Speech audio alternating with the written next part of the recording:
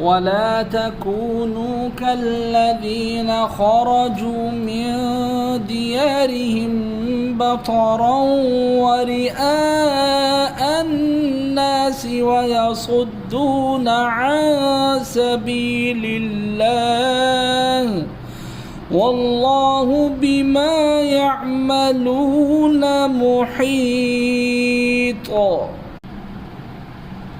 وإذ زين لهم الشيطان أعمالهم وقال لا غالب لكم اليوم من الناس وإني جار لكم فلما تراءت الفئتان نكص على عقبيه وقال إني بريء منكم